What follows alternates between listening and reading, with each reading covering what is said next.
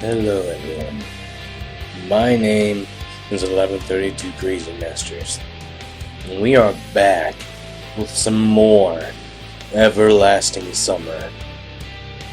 Now it's been a little bit, it's been like a day or two since I've read this. I remember when we left off, we were in that woman's room. Get out of here, Rose! Nobody wants to play with you right now! Oh. Anyway, we left off. We were in that woman's room. So, let's get right back into it, shall we?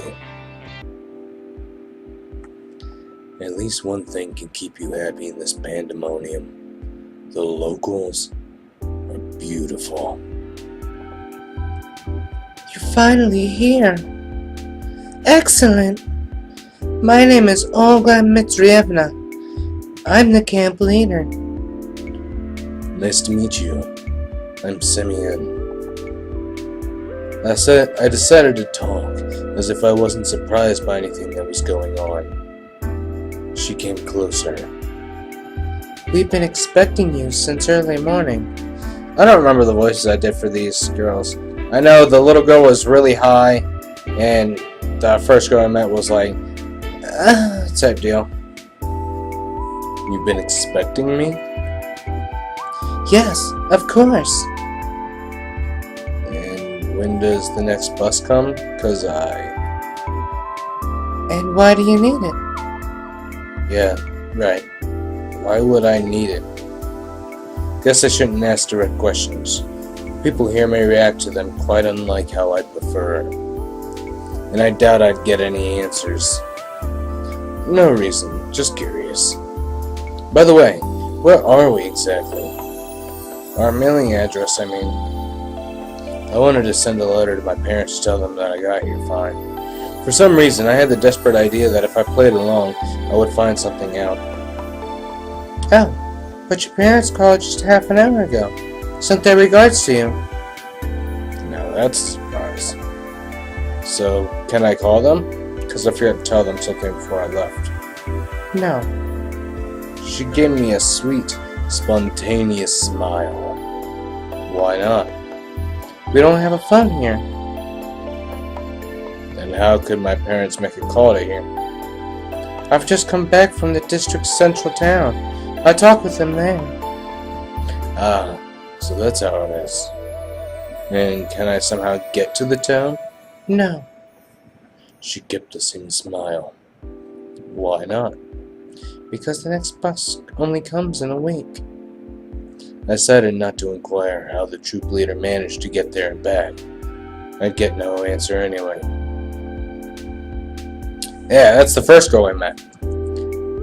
All this time, Slavia was standing next to me and seemed to find nothing odd in our conversation. Oh, we need to find a uniform for you. I've got absolutely no desire to put on pioneer shorts or to wear the ridiculous red neckerchief. However, wearing winter clothes in summer isn't a great idea either. Right. Thank you. I wonder if I'm the only one here who finds it strange that someone's wearing a coat and winter boots in such heat. Radio, I'll be off then, and you can get yourself acquainted with the camp. Don't forget to come to dinner in the evening. Having said that, she walked out of the cabin. No, walked is not the right word. She rushed out. I ended up alone with Slavia. I must go too. Got things to do. Take a walk. Look around the camp a bit. See you in the evening. There is no threat or catch to this, then this reality, as embodied by Slavia, becomes more and more appealing. For the first time today, I realized that it was awfully hot here, although obviously my winter clothes were to blame for that. I took off my coat and dropped it onto the bed. My pullover followed it. I was now wearing only the shirt. That's much better. All I could do now was follow their advice and go look around the camp. I'll try to find something out in the meantime. Passing the local residential district, I saw a pioneer guy coming my way.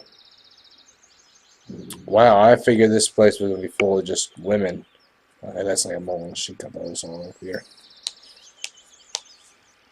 And it was really a pioneer guy, not a pioneer girl. Apparently there were men even in this kingdom of Amazons. Hello, you're new here. You must be Simeon, right? How do you know? Everyone knows already. I'm electronic. By the way, the real one, you can call me that. Electronic was a robot character appearing in popular Soviet film and book series. He looked like an exact copy of a school kid called Sergei Chesikov.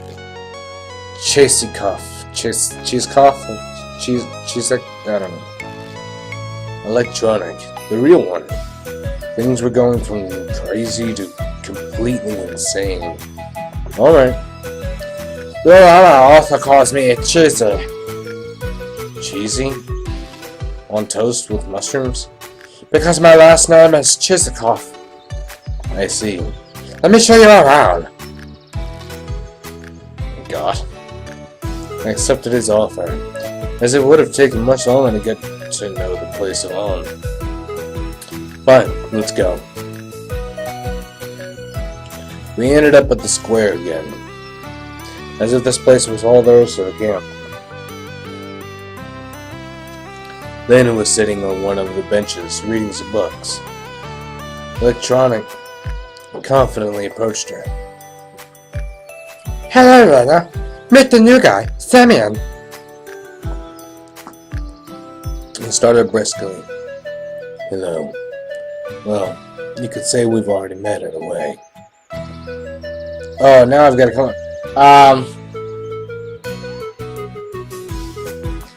Yes. She looked away from the book for a moment, glanced at me, blushed and went back to reading, as if not noticing that we were still here. Alright, let's go on.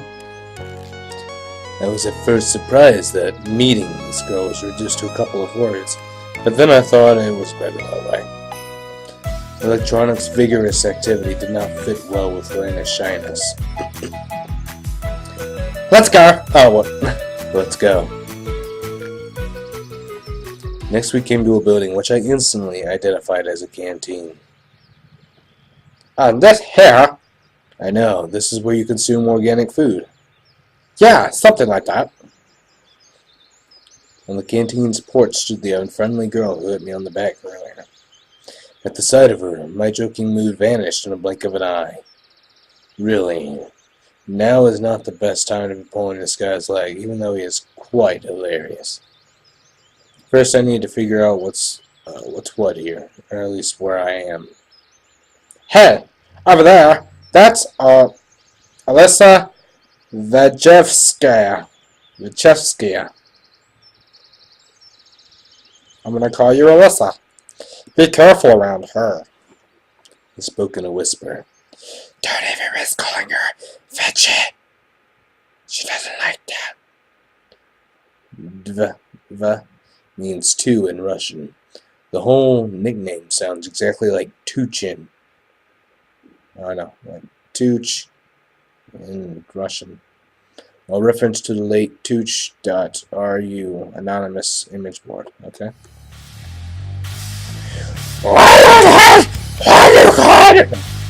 Can't do that. What'd you say? What did you call me? She must have heard him. In the blink of an eye, Alyssa jumped down from the porch and dashed towards us. Alright, your man's from here onwards. Electronic took to his heels. I'm gonna do nothing because I want to see her. I want her to like knock me out. As running past, stopped for a moment and growled. I'll deal with you later. Deal with me? What did I do wrong? Added a forced guilty smile to my words. But what am I guilty of? She made no reply and carried on chasing Electronic. Looks like I have to kill time alone, waiting for dinner. I decided to go east, at least in the direction where east would be in my world. Soon after, I found myself near a football pitch. The game was in full swing there. I guess watching it for a bit wouldn't do any harm.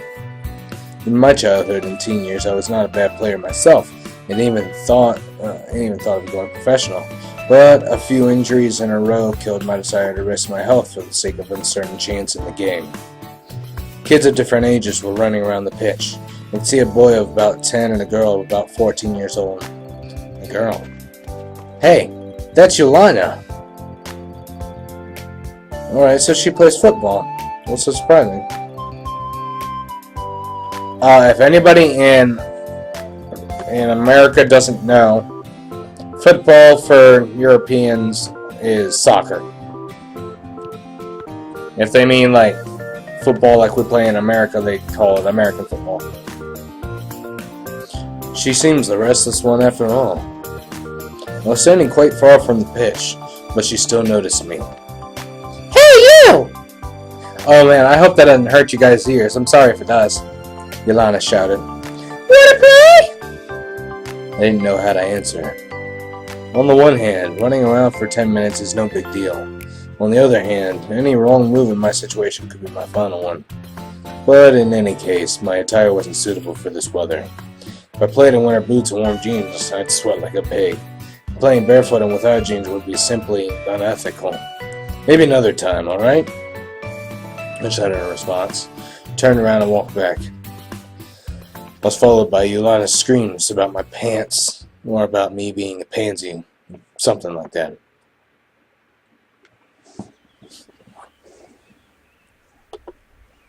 Evening was falling, making me feel tired and empty after a day wasted with no real purpose.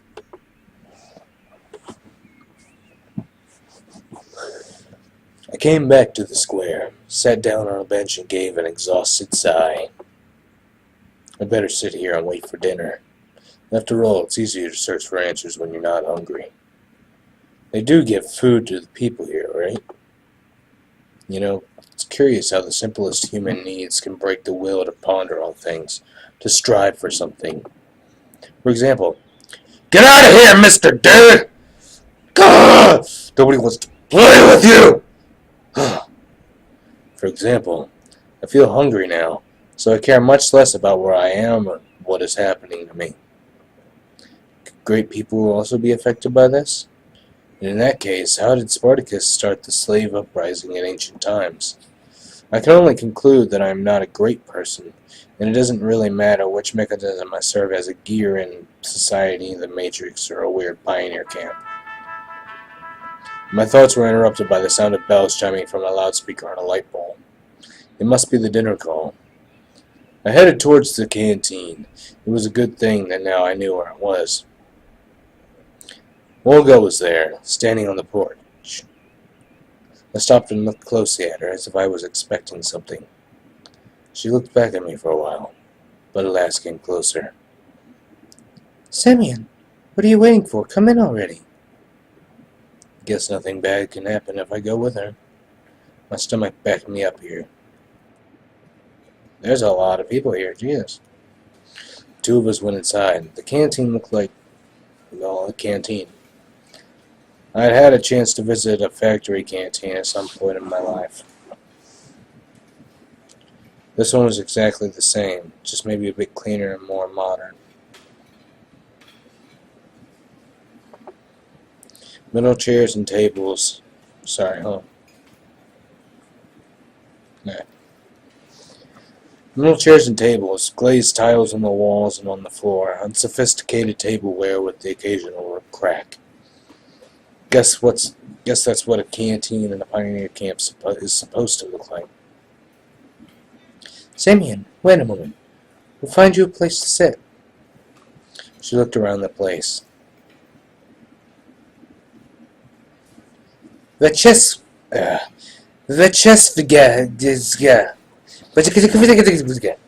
That's gonna be her name from now on. Hold it right there. Olga shouted at Alyssa, who was passing by.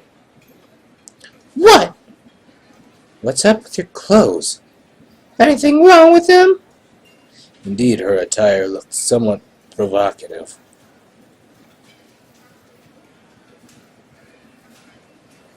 Sorry, just a second.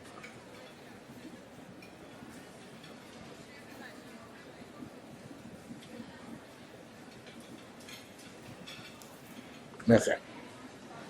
Sorry. Responsibilities. Indeed, her attire looks somewhat provocative. Get your uniform nice and neat right now. Alright, alright.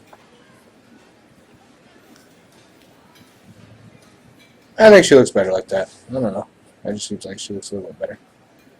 Melissa got her shirt right and walked past, shooting an unpleasant glare at me. So where can we find you a place to sit? There weren't a lot of free seats. Go over there, next to Yolana. Maybe I... Yeah, it's fine. The food's already on the table, too. I had no choice but to accept.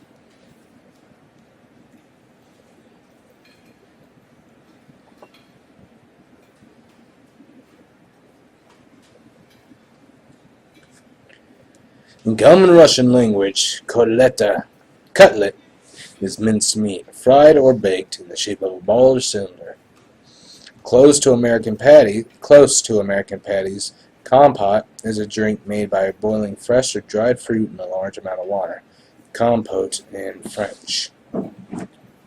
Of course, there was the probability that the cutlets were poisoned with curare, the mashed potatoes generously seasoned with arsenic, and the glass filled with excellent antifreeze instead of compote. But it all looked so tasty that I had no chance to resist. Hey! What do you want? Replied rather rudely. What? Replied rather rudely to Yolana, who was sitting next to me. Why didn't you play football with us? Because of my clothes, said I, pointing at the source of the problem. Oh, alright then. Eat!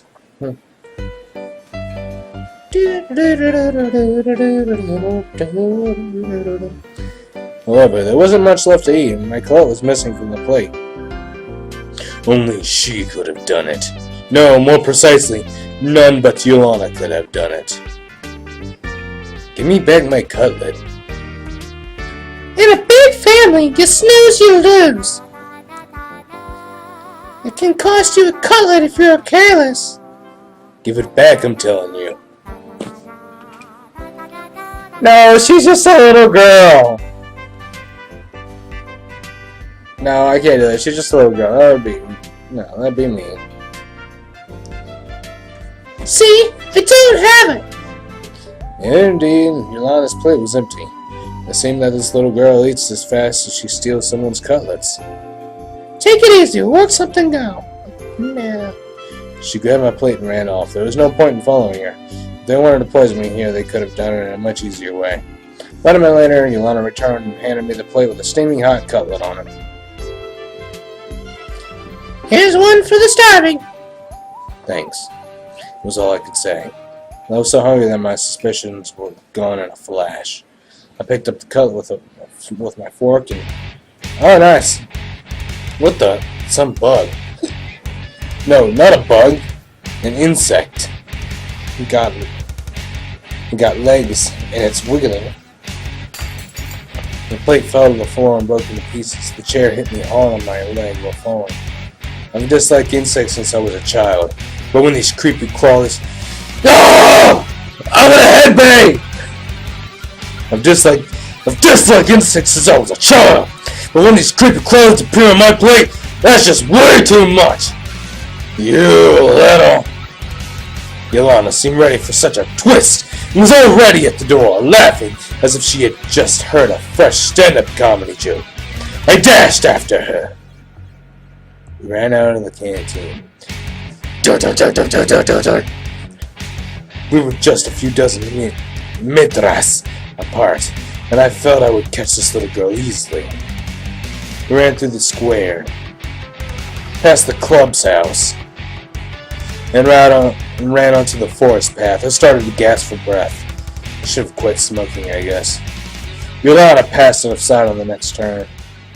It can't be true that she managed to get away from me. That was some badass music. It was like, oh! It simply can't. I stopped and tried to catch my breath again. Night was falling. Looks like I'm lost. 20 minutes, I'm not done here. It's a bad idea to stay in the woods at night. Better get to the camp. And with that, we'll end it here. I hope you guys enjoyed this episode. I'm enjoying it. This is getting fun. So, yeah, it's gotten pretty good. Hopefully it gets a lot better. Anyway, I hope you guys enjoyed this episode, and I'll see you in the next one. Bye!